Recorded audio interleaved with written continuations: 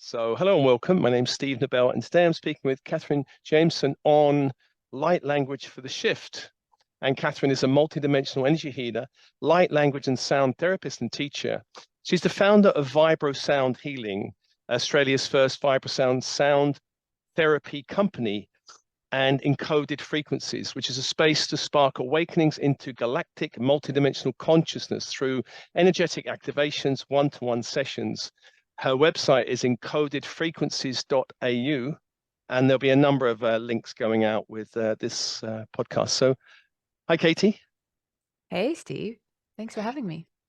Well, we've known each other for a while because you've supplied music for some of my meditations. I think, I remember the Merlin one, and there's others that you've been supplying. Yeah, I love the melon one. Yeah, I found your YouTube and then I thought, whoa, I think this frequencies that I bring through would be really interesting in combination with the journeys that you take people on. Oh, it's been fabulous. And well, can you say Synergistic. something about that side of you? Because you've got that side of you, and you've got the kind of sound composer side. How Yeah. what's happening there? So I guess I always grew up I had a very normal first part of my 20 years on Earth. So I was just pretty much all I did at school was music. I did music extension, played clarinet, piano, theory, French horn. Like my whole life was just engrossed in music. And then I studied, I went to school to do composition. And then it kind of quickly took a turn, I guess because of my health journey as well. I was like super sick growing up and I had endometriosis and chronic fatigue and like chronic pain and things like this. So the sound part of me and the composer part of me pivoted quite quickly into the energetic realm and combining the two worlds for sound as a healing mechanism. And then the composing, instead of me thinking that I was composing the music, now recognizing that I am channeling different energies through the music. Because some of the music, some of the tracks I re-listen to on my computer and I find them ages later and I don't even remember making that track. I don't even remember, like, it's just gone. So I know that I'm in some type of channeled state when the music just comes out. And it seems to be something that other people resonate and find can shift their energy. So Yeah. And so when did the shift happen into light language? Or was it always been bubbling all the time there? no, I don't think I was like, I guess the path was like doing some Reiki, doing some energy, then opening up to like, oh, multidimensional consciousness. And then I started having pretty intense experiences galactically. Like I would wake up on ship and um, doing a lot of hypnosis and kind of meeting the Arcturians and meeting the Syrian consciousness and having very like expanded states of awareness into, I think it's like bilocating or remote viewing different galactic technology in my healing sessions that I would give for people. And then I think I had a light language clearing for myself, and they took something out of my throat from a pain in Lemuria or something that had happened to me where something had been stripped. And then, like a week later, I was deep in meditation and I connected to the blue avian consciousness. And for some reason, when your spirit kind of travels up and you're like, whoa, I'm going to a place that I don't really usually go. And then I remember where I was in my room and I was laying on my massage table with my sound lounge on, listening to my frequencies. And then all of a sudden, this little being popped into my awareness, this like little blue bird dude. And then I just started communicating. And then once it started, I was like, it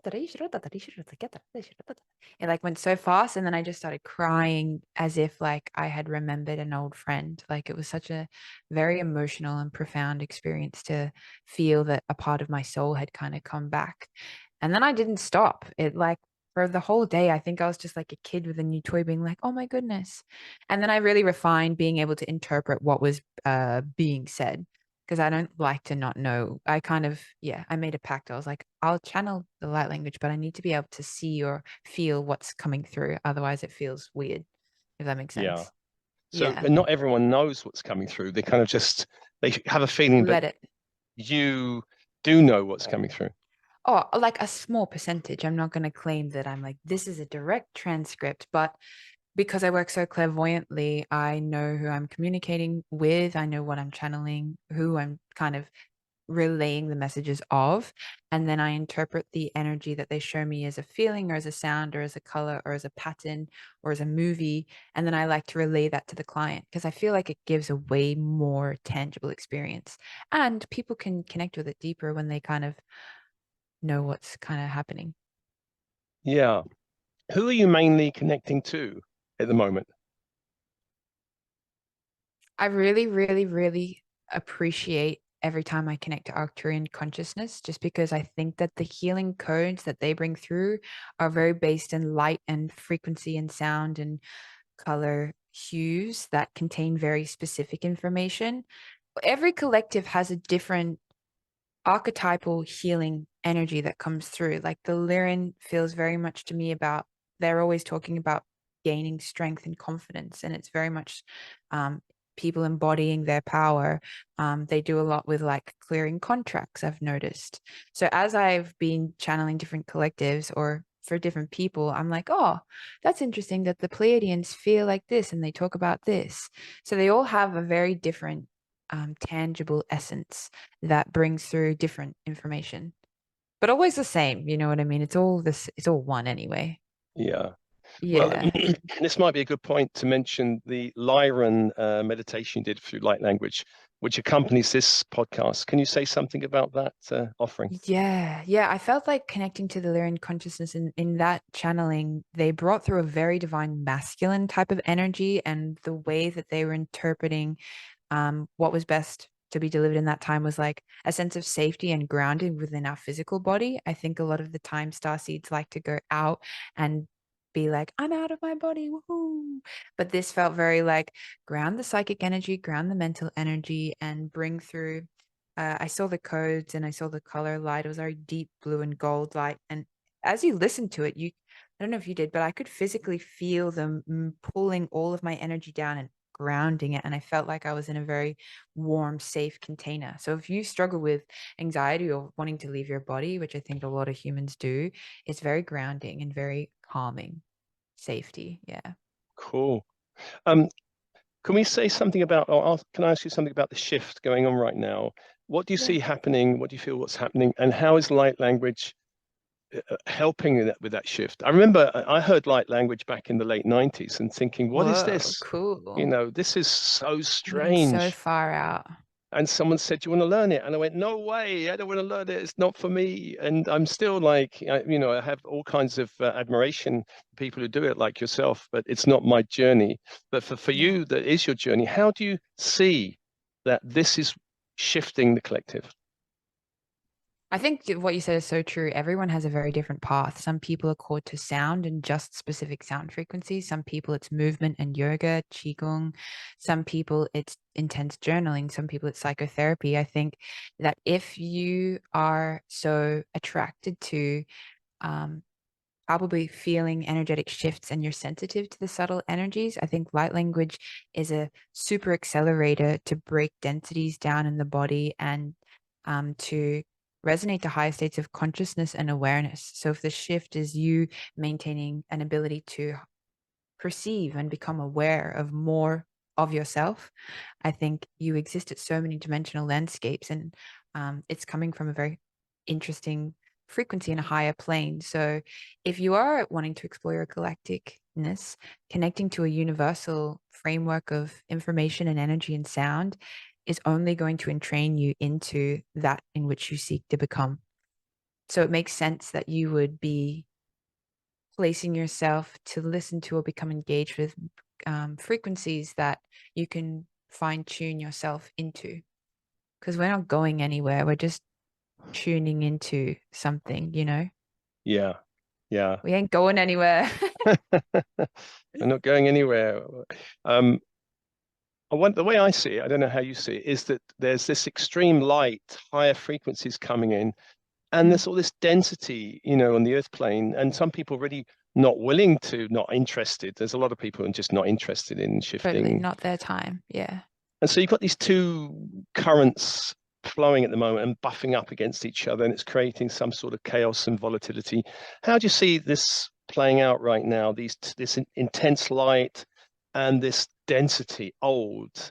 And some people deciding, you know what, I like the density and I'm going to hold on to it. I ain't going anywhere else.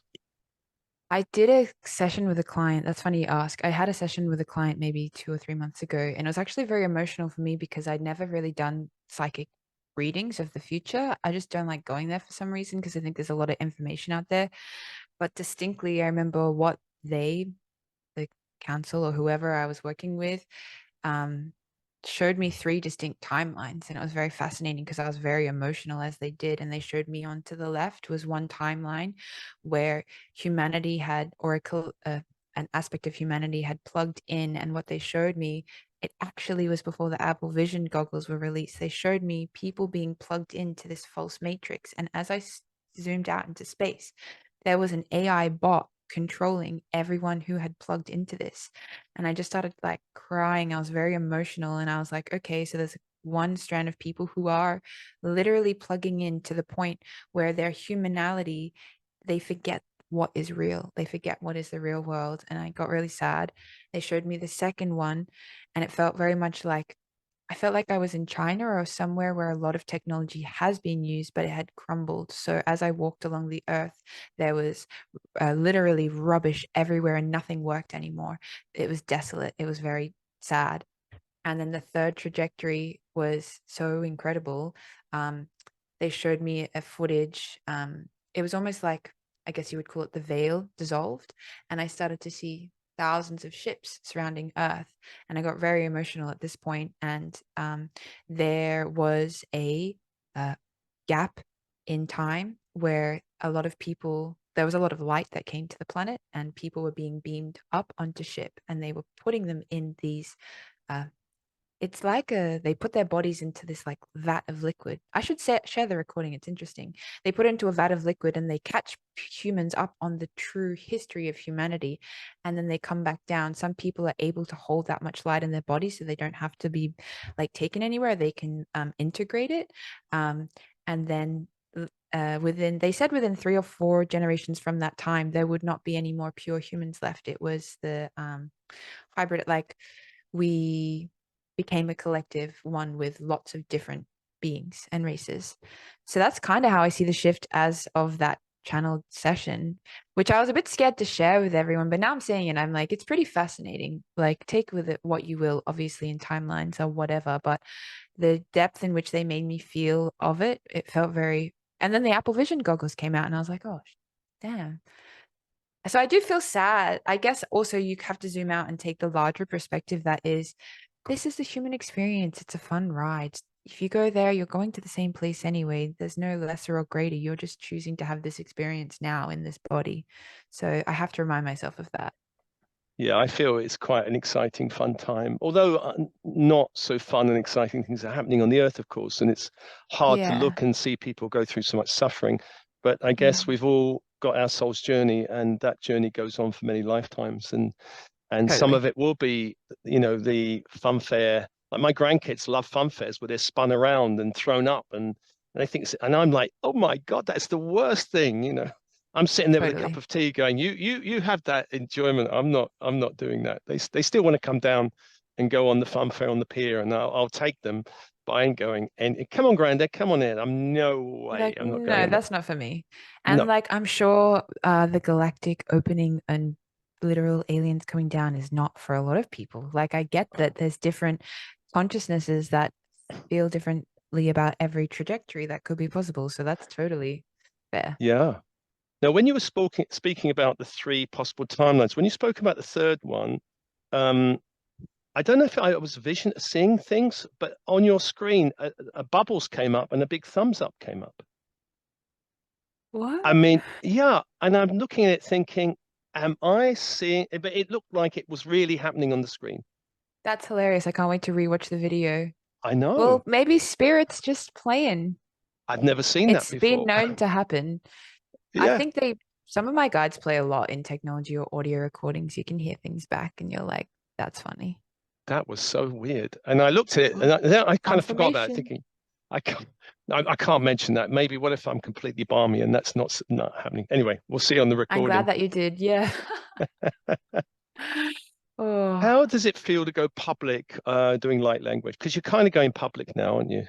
Yeah, I guess starting VibroSound was very it felt like I was obviously I brought vibroacoustic therapy to Australia, so that was the last 5 years have been very challenging to bring a whole new modality to a country and teach people and people to be like, what are you doing? So I think sound was already like a alternative modality, which it isn't anymore. And I'm so grateful that I don't have to work so hard. People are coming to those experiences, show days that we hold, fully knowing about sound.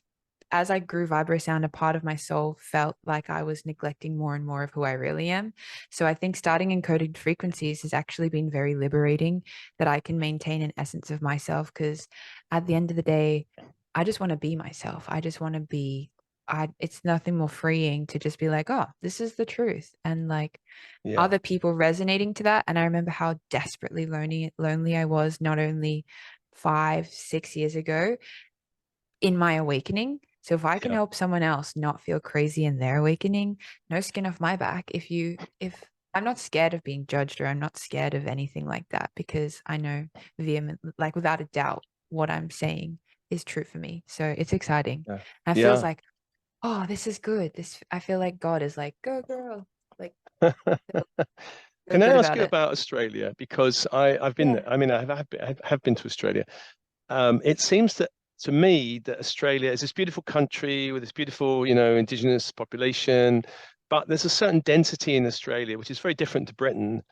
And there's certain like I've got Australian friends. It's like, let's throw some more beef burgers on the barbie and have a few drinks and let's just, hey, whoa, a party.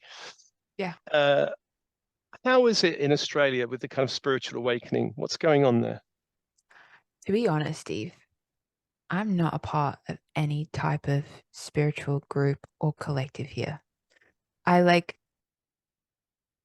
my outside world is very, I think I put my toe in the pond of it and quickly realized that I don't like it, because there's so much weirdness.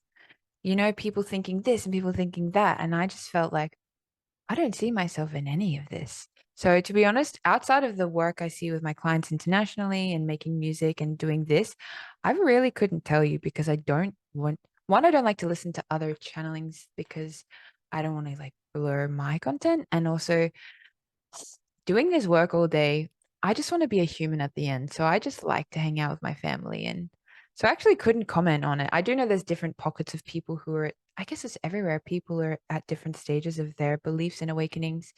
But I will say that I think the part of Australia that's like, hey, let's get beers and burgers, can also be used in a very liberating way, because I feel like people are silly enough and my upbringing was relaxed enough that it fostered to me to be very grounded and chill. So I think that there's something positive to be said as well about the blaseness of it all. And it's then if you talk about the political, if you talk about anything in that realm, yes, there's a lot of density and a lot of darkness. They like the tunnels under like there's a lot of darkness here as well. So you kind of can find anything that you want to look for. Yeah.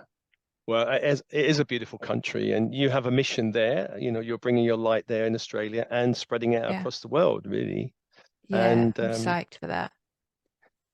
thanks for speaking today, Katie, and Oh, and yeah. sharing the meditation, because it was a very beautiful meditation that I listened to, the Lyran one. I do encourage people to listen to this meditation going out with this podcast. And anything else coming up for you, Katie? Anything in your work that's presenting itself? At the moment, I'm running two trainings. So I'm taking, well, this one's actually almost full. There's one slot left. But then at the second half of the year, my multidimensional energy training, teaching people how to connect to galactic consciousness and run energy and pretty much just do what I do in sessions and upgrade your psychic senses.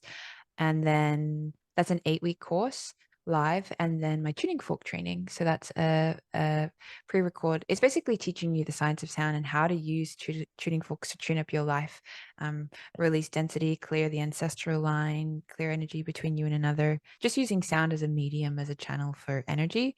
And then my cosmic library, like I was saying, I just uploaded all of my sound healing tracks into a portal where people can pick and choose as they need. Fabulous. Well, Katie, thanks for chatting, and Thanks for it's having me. bedtime for you and And morning Cyrus. cacao for me. Oh, yum. Well, it Yeah. was so nice to connect with you and anyone listening. I hope you enjoy the light language channeling.